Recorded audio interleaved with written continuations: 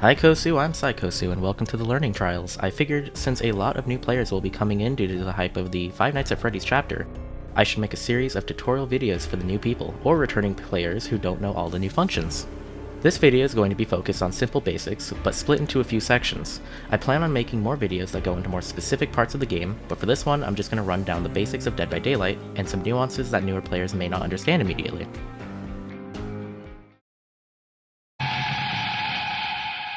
For those who don't have a full understanding of what Dead by Daylight is at its core, DBD is what's known as an asymmetrical horror game, with the overall premise being a glorified hide-and-seek, where 4 survivors need to complete 5 generators in order to power the levers to the exit gates, all while hiding or running away from a killer whose goal is to kill all the survivors before they can escape the trial. In Dead by Daylight, there are a few objectives and obstacles survivors can use against the killer, and the killer has quite the few tools at hand to hinder the survivors' progress. Let's go through a quick rundown of each side, starting with the killer. The killer is an unstoppable force, only able to be slowed down by some of the tools given to the survivors by the overlord known as the Entity. Every killer has a unique power, which each cater towards different preferred playstyles. There are trap killers, range killers, control killers, and dash killers. Some killers have a selection of multiple powers at once as well, such as the Dark Lord and the Lich. The killer's goal is to sacrifice or kill all 4 survivors, slashing through their health states. Once a survivor is put into the downed health state, the killer can pick them up and throw them onto a sacrificial hook, or the killer can decide to leave them on the ground, an action which is known in DBD as slugging.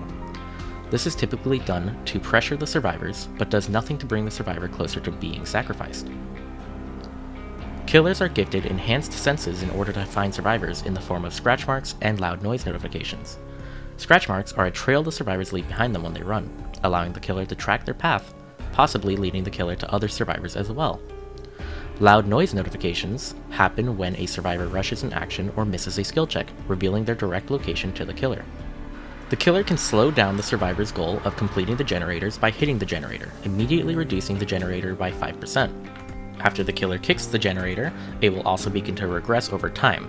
As long as the survivor does not repair the generator for 5%, it will continue to regress.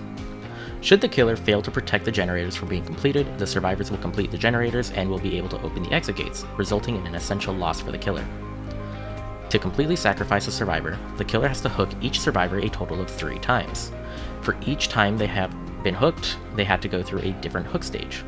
Upon being sacrificed, the survivor can no longer return to the match and is forced to either spectate or leave the match.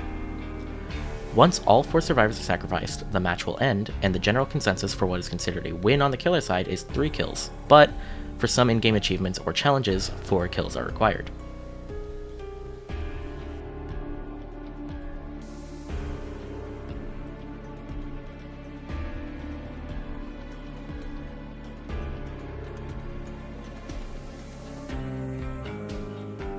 As for survivors, the survivors are a group of 4 players.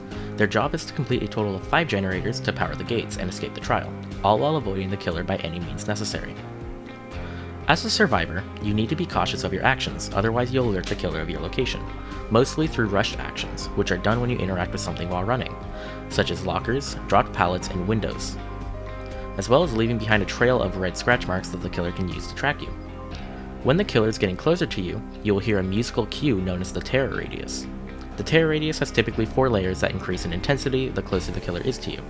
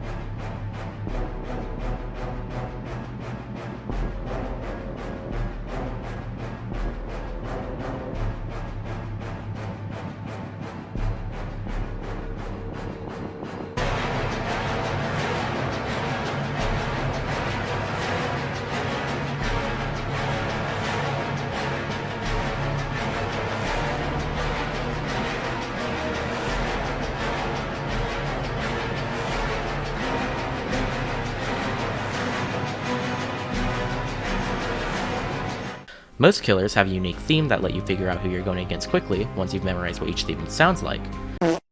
In the accessibility settings, there's also an option to show a glowing heart in your survivor's chest that matches up with the music, glowing brighter and bigger the closer the killer is to you. But don't take this as an excuse to not be wary. Some killers have abilities and perks that allow them to disable their terror radius to sneak up on you. To avoid the killer, survivors have a few things at their disposal: pallets, windows, and lockers. Pallets can be dropped by survivors to block paths the killer can take to get closer to you, but they are only a temporary solution for an unrelenting problem, as the killer can break pallets, removing them from the trial, never to be used again. Windows can be vaulted to cut some distance and slow down the killer, but the killer can also vault the window, just at a much slower speed than the survivors. Survivors can only use the window 3 times in chase before the window gets blocked by the entity for 30 seconds. Other survivors, as well as the killer, can still vault the window. If the survivor that blocked the window tries to vault it again within 30 seconds after it unblocks, it will become blocked again immediately after vaulting. Lockers are hiding places for survivors to get into. While the killer can't easily tell if you're in a locker just by looking, it comes at a few risks. Immediately upon entering a locker, survivors are given the blindness status effect, which simply means you can't see things through walls. You can't see the auras of hooked survivors or anything that your perks would allow. It also means that if the killer opens a locker a survivor is hiding in, the killer ignores all health states and immediately grabs the survivor to bring them to a hook.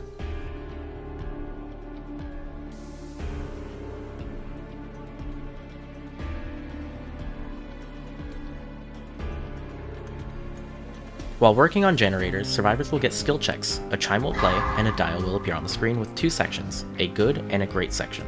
Successfully landing in the good section will have the generator continue as normal. Landing in the great section will result in a great skill check, granting a slight boost in progress, though missing a skill check entirely will result in a failed skill check, losing 10% of your current progress and alerting the killer of your location. The more survivors on a generator, the fastest its progress will build up. Survivors can heal each other, similarly to working on a generator. If a survivor that is injured is nearby, you can click them to begin healing them. During this, you will receive skill checks identical to the ones you get while repairing generators. Missing these skill checks will also alert the killer of your location and regress the survivor's healing progress. Upon completing all 5 generators, an alarm goes off throughout the map, alerting all players that the exit gates are powered and escape is within reach. All survivors see a glimpse of the exit gate levers upon the last generator's completion. The killer can see the levers for the remainder of the trial. Survivors need to hold down an exit gate lever for 20 seconds to open the gate, though the lever's progress will not regress if it is let go of. The killer is also able to open the exit gate instantly if they feel the need to do so for whatever reason. Once the exit gates are opened, all survivors need to do is walk past the leave border. You are free to stay in the trial to help your teammates reach the door as well. Doing so may get you a better score rather than just leaving on your own. And that's a wrap on the rundowns for each side. Now let's get into the mechanics.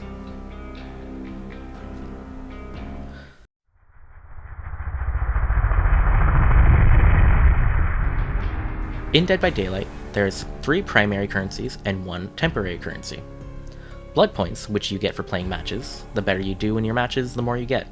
These are used for leveling up your characters. Iridescent shards. You get these for leveling your player level up. You get XP every time you complete a match. These are used to unlock characters or perks. I'll talk more on that later. Auric cells. These are the premium currency and they are used to purchase characters or cosmetics. And the temporary currency are trinkets. These are very simply event-specific currencies that are used to claim event cosmetics. These are primarily used for the Blood Moon, Anniversary, Haunted by Daylight, and Bone Chill events. Now let's get into the health states.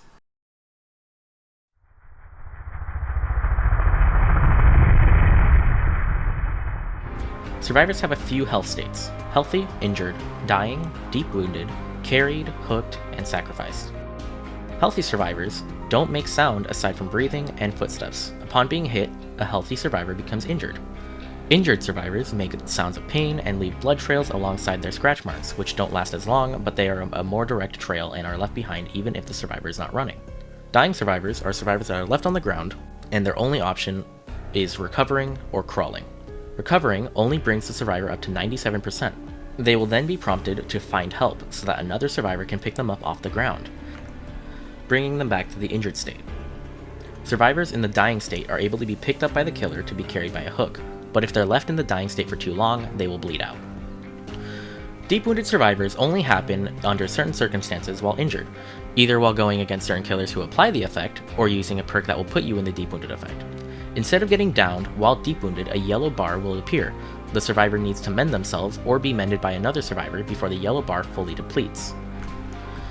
Failure to do so results in them getting downed and revealing their location to the killer. The deep wound timer gets paused if the survivor is running, in chase, or if they're mending themselves. The carried state is when a survivor is being carried by the killer to a hook, and not when they're getting carried by their teammates, I promise. Hooked survivors are survivors who are currently hanging from a hook and are able to be rescued. While hooked, if the killer stays near the hooked survivor, a bar will fill in yellow on the survivor's screen. If this bar is filled, the survivor on hook can unhook themselves with 100% certainty. Then there's sacrificed or dead survivors. They're kind of the same thing, but they have different reasons for existing. They're survivors who are no longer part of the match, either got fully sacrificed or they were killed through other means.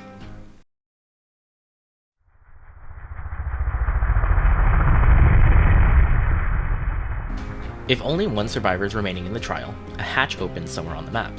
The hatch makes a distinct indicator of its location through its sound. The hatch acts as a last chance to escape. Either the survivor can find it and escape the trial, or the killer can close it, in which the endgame collapse initiates, and the survivor's only options are to attempt opening one of the two gates, or using a key on the hatch, reopening it, and forcing the remaining survivor out of the trial.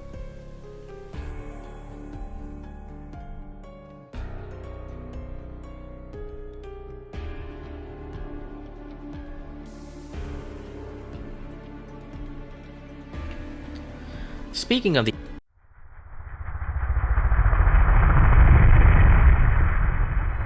endgame collapse is an event that triggers when the exit gates have been opened or if the hatch has been closed. Once initiated, the survivors and the killer have 2 minutes to finish the trial, either through leaving through the gates or killing the remaining survivors before the timer ends. Upon the timer ending, all survivors remaining in the trial will be claimed by the entity itself, counting as sacrifices by the killer. During the endgame collapse, all generators are blocked and the ground will begin to crack and glow orange, signifying that the trial is falling apart and that time is running out. If a survivor is put into the dying state or is hooked, the collapse timer will be reduced to half of its speed, meaning an endgame collapse at most can last for 4 minutes.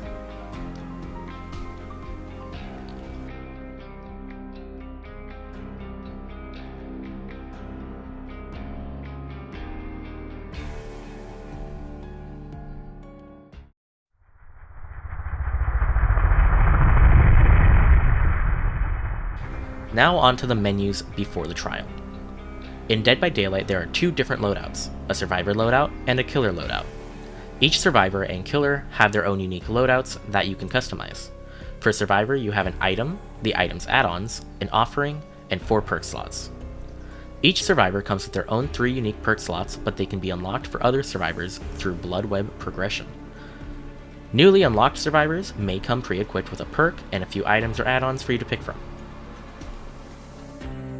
Items are tools for survivors to bring into the trial or find within the trial through chests. There are 5 different types of items that a survivor can bring into a trial: medkits, toolboxes, flashlights, maps, or keys, as well as a few special items that are exclusive to events or perks like flashbangs, firecrackers, fog crystals, or killer-specific items like VHS tapes and med sprays. Medkits increase the speed a survivor heals other survivors, and it unlocks the ability to heal themselves, but at a much slower speed. Toolboxes increase the speed a survivor can repair generators and unlocks the ability to sabotage hooks. When a survivor sabotages a hook, it makes it so the killer cannot place a survivor on the sabotaged hook, for as long as it stays sabotaged for. This can be used to save another survivor at the risk of the saboteur taking damage. If the killer hits a survivor while they're sabotaging a hook, it will cancel the sabotage action and you would have to restart the action. Flashlights allow survivors to blind the killer.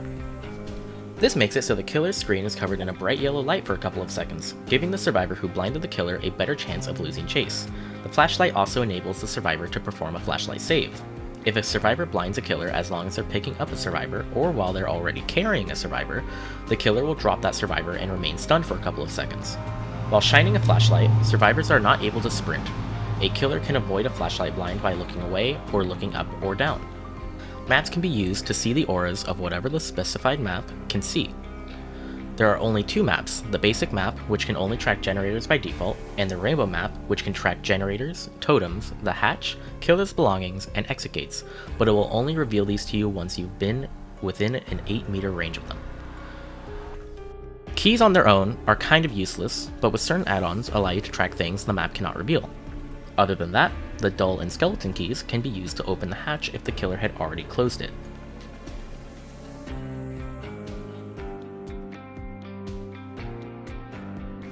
The special items are typically only available during events or through perks.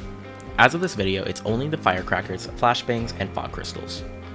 Firecrackers and flashbangs are the same item, except one is an item found in Event Bloodwebs, and the other is found from one of Leon's perks, of the same name. Once dropped, they make a click or hissing sound, and after a second, they explode, blinding any players looking at it, including survivors. This can also be used to perform a similar action to a flashlight save.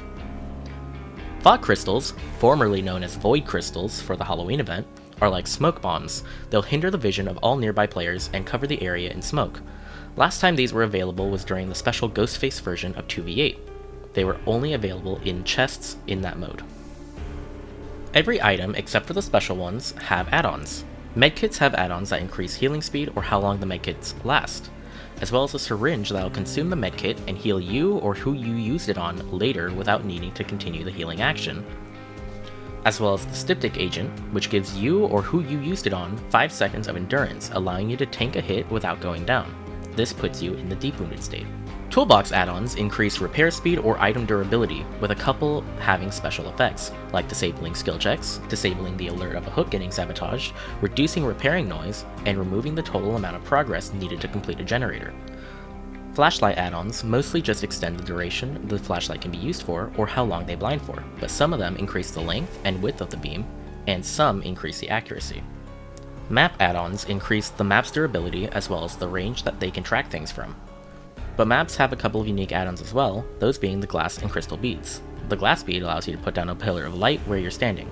This is the closest thing in Dead by Daylight to a ping for other players to see, whereas the crystal bead allows all other survivors to see the auras of what your map reveals to you. Key add-ons are interesting to say the least, as they give the key purpose beyond just unlocking the hatch, such as aura reading for the other survivors or even the killer. There's also add-ons that increase the range for said aura reading, and 2 add-ons that protect the key from being destroyed by using the hatch or dying. For killers, each killer has 20 add-ons unique to their power, all of which modify the power in some way, typically changing or enhancing that killer's playstyle. I won't go into every single one, because those will be used for each killer's individual video. There's a lot of offerings, so this section's just going to be a quick rundown of all of them.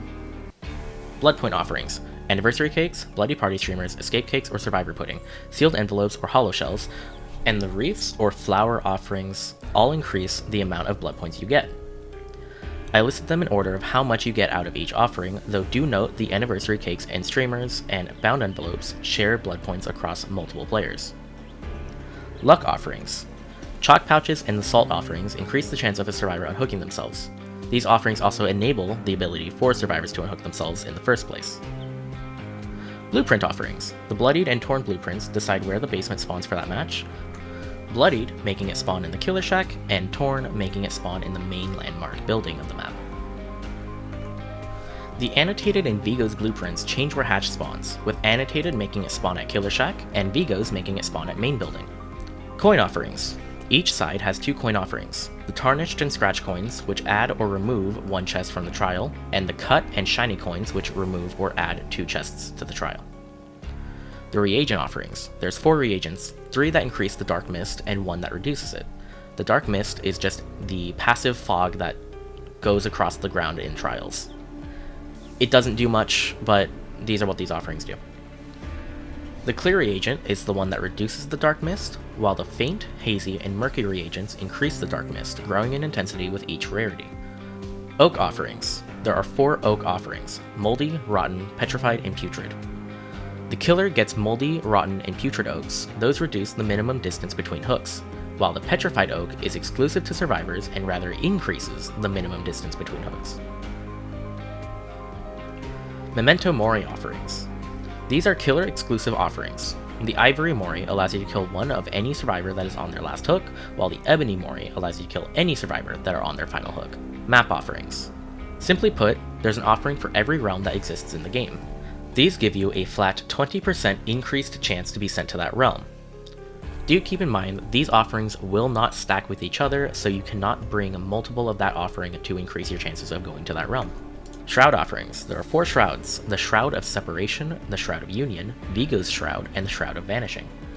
The Shroud of Separation causes all survivors to spawn far apart from each other. The Shroud of Union causes all survivors to spawn together in pairs of 2.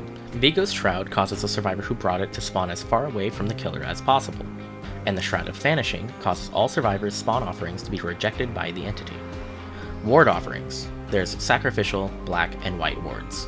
Sacrificial cancels all map offerings unless all 4 survivors bring the same map offering. The Black ward prevents the killer from losing any add-ons they brought, whereas the White ward prevents the survivors from losing their items and add-ons. Event offerings. Similarly to the trinkets, most events have special offerings that allow for special effects during the event. The anniversary cakes are one of these offerings, only being available during the anniversary, as the name suggests.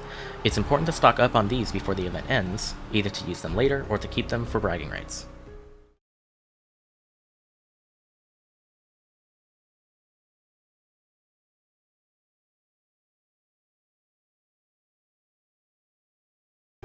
Perks are the most important part of your loadout because it will essentially determine how you want to play that match. On killer loadouts, it's a bit more specific to your killer for what you'll want to do. Like if you run perks that give benefits for basic attacks, running those on a character like Huntress, who doesn't really need to use basic attacks to down survivors, won't work very well, as her hatchets do not count as basic attacks. Starting out, you'll have a few perks at your disposal, some general, and some perks that are teachable perks. General perks are perks that every character has in their blood web, while teachables are perks that are exclusive to certain characters, but through progressing their blood web, you'll unlock those perks on all characters. Both Survivor and Killer have unique general perks and unlockable perks exclusive to each side. So no, sorry to disappoint, you will not be able to run dead hard on Hag. As you play, you'll start to find what kinds of playstyles you enjoy. I suggest looking into different characters and what their perks do to find what characters you may want to unlock first. Experimentation is key to finding your ideal build, though of course you can also find videos online of builds that other players may enjoy as well. You should use these more to build your own feeling of what types of builds you like, otherwise you'll be stuck running the same 4 perks every game. You can also unlock perks from the Shrine of Secrets with the cost of 2,000 iridescent shards. You can unlock one available perk on all characters at tier 1. Though I recommend against this personally, because you should rather save your shards and use them to unlock the entire character with their 3 perks instead. Unless that character is licensed, then you can't unlock them with iridescent shards. Right, so now below the loadout is the blood web.